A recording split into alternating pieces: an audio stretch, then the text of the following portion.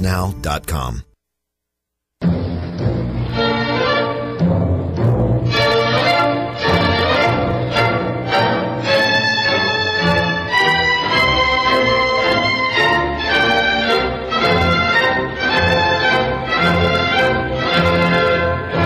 Welcome to World Crisis Radio, reporting tonight from Beirut, Lebanon.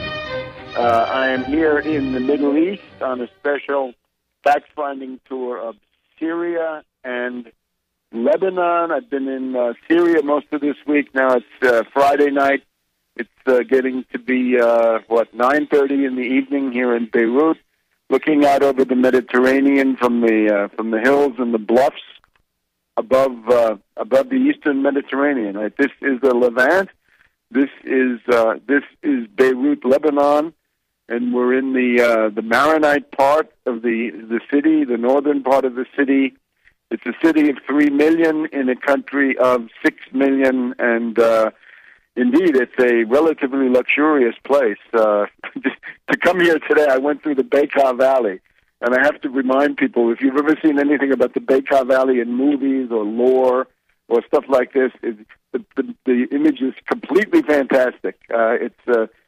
Basically, there are resorts, there are restaurants and casinos in the Bekaa Valley. Nothing so horrendous as what you see.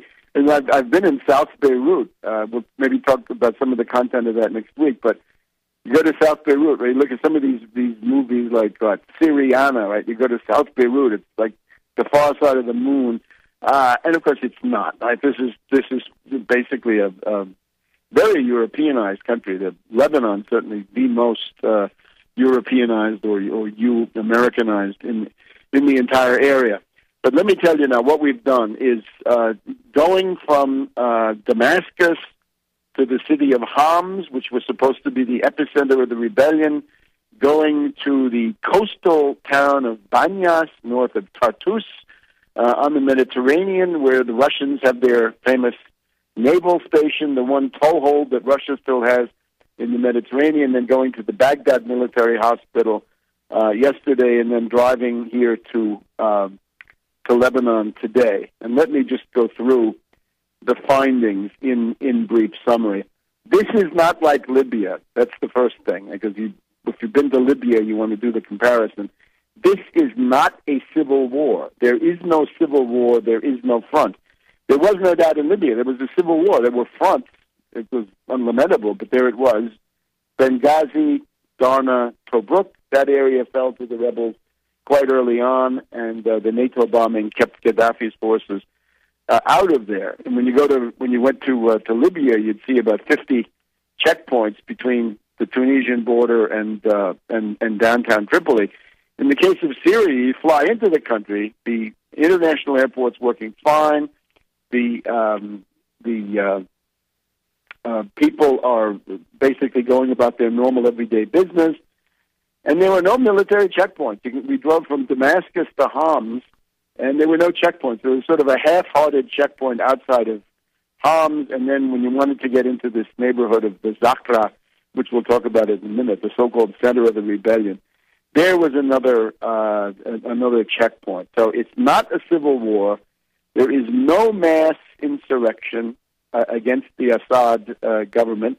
There's no mass political movement against the Assad government. There is no religious war.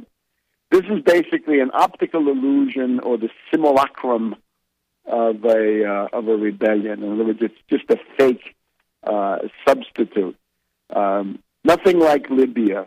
There's no mass killing of civilians by the army.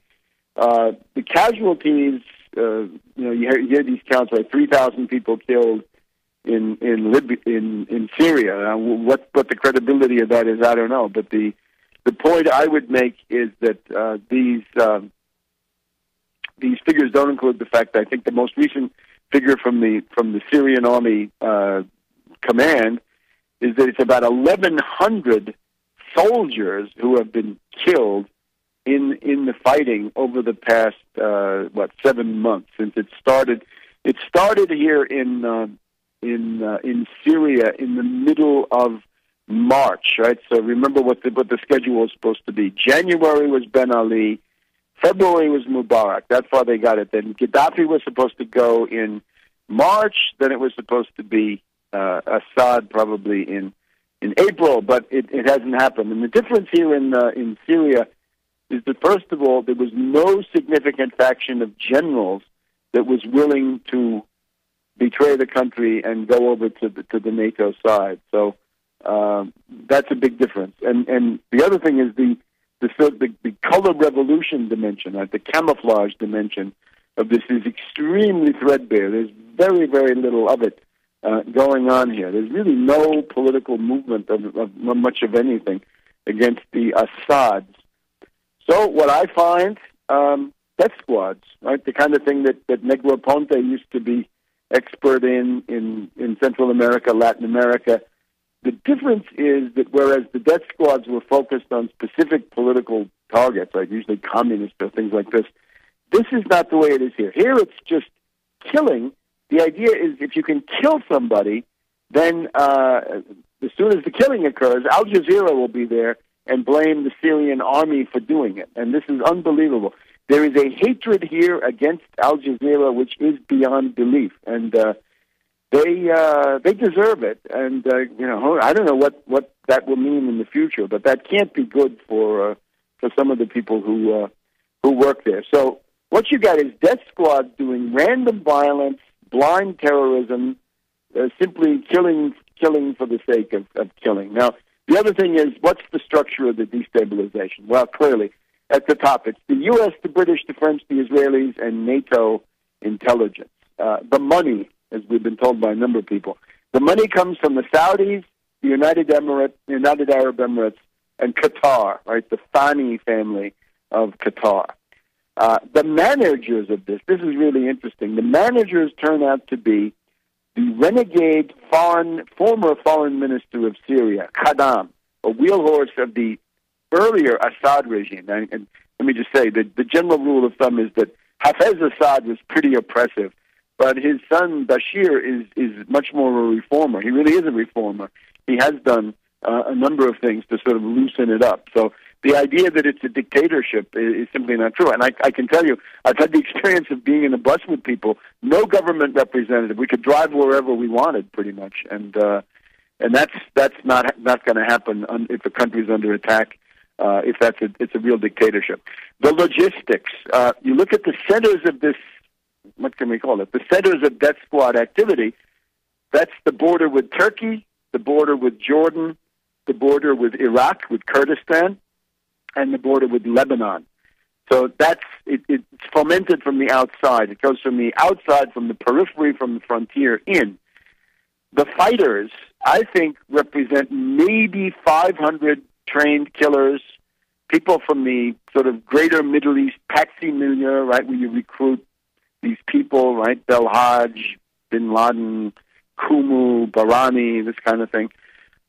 Certainly, it can never be more than 1,000 people. And it's interesting because you think about the potential for a much wider war here. You're going to blow the world up for the fate of 1,000 or less, far less, I think, killers, and they come on the scene in black uniforms with black hoods. The average people here tell you that most of the killers are foreigners, that they're Iraqis, Afghanis, Libyans, Jordanians, patsies, once again, from these places. I think it's pretty clear. The CIA has put out a call saying we want all jihadis, all fundamentalist fighters to come to Syria now. Right? People who've been active in Libya, they can have another engagement in Syria.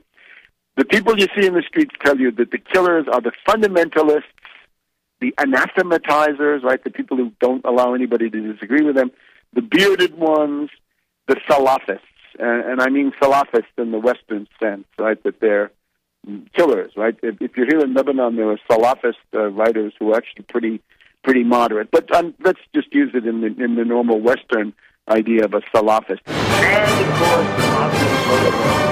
So that's pretty much the structure of it. So we're sort of improvising our broadcast tonight. We'll be back in a minute on World Crisis Radio.